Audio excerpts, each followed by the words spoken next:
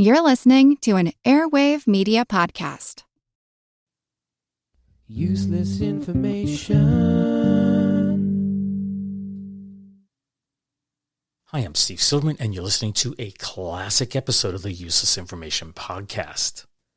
This particular episode is titled Bat Bombs, the Other Secret Weapon, and it was recorded back in late December of 2007 and premiered on January 27th of 2008. It was one of 3 stories that I recorded in the same day with the anticipation of launching this podcast. Now, this story was originally told in my book Einstein's Refrigerator and Other Stories from the Flip Side of History, which just happened to be the #1 most downloaded Kindle book back in July of 2011. Now, I'll warn you that the sound quality of this early recording is not very good. In fact, it's downright awful. Not only was it recorded with one of those cheapo mics that came with my computer, but there's something wrong with the encoding that makes it play slightly faster than it should on some devices.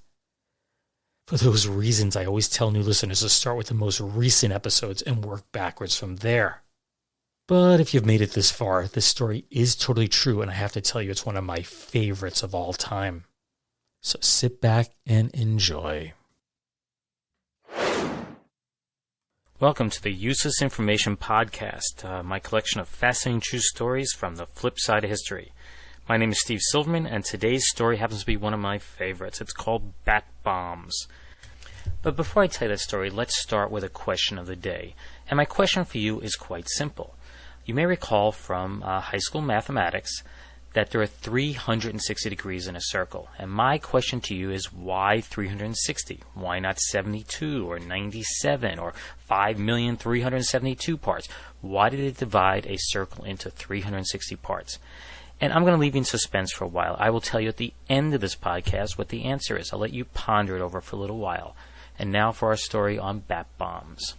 The story on bat bombs is actually one that I stumbled across while doing research for my first book, Einstein's Refrigerator, which is a collection of stories just like this. And the story starts on December 7th, 1941, which is the day that Pearl Harbor was bombed. And the main character in our story is a guy named Dr. Lytle S. Adams. He was a dentist from Pennsylvania. I'm sure you've never heard of him, and nor does it really even matter. But Doc Adams had been vacationing down in Carlsbad Caverns in New Mexico, and he heard on the radio about the bombing of Pearl Harbor.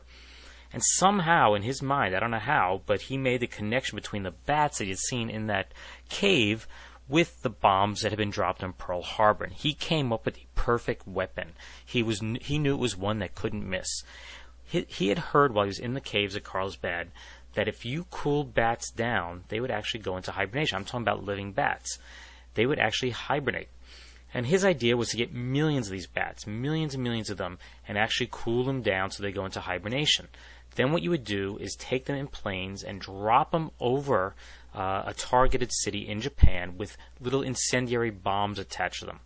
And then as the bats fell from the plane, they would start to warm up. And while they were warming up, they would then seek some shelter, someplace dark, and preferably in the roofs of people's homes or maybe in cellars, wherever it may be, someplace really, really dark. And a few minutes later, the incendiary bombs would go off.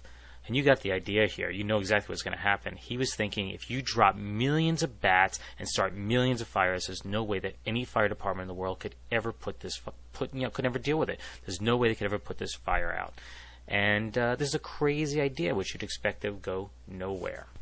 Of course, if it was you and me, it would go nowhere. But it turns out that Doc Adams owned a company called Tri-State Aviation, which is a small little airline.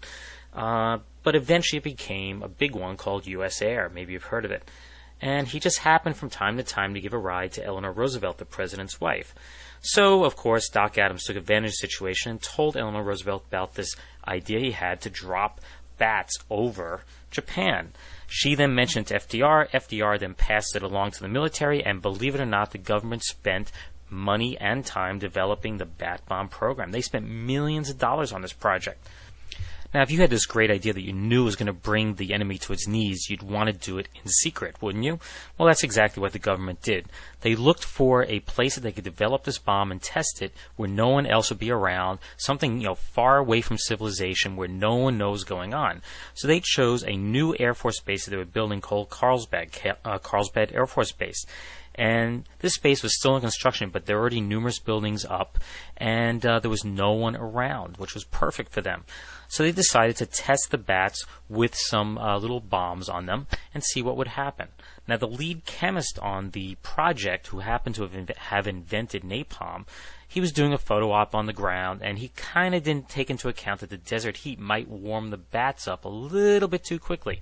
Next thing you know, the bats warm up, they fly off, and burn down the buildings on the Air Force Base. Brand new base, burned to the ground. Of course, the fire department couldn't get in because it was restricted, and there's nothing they can do.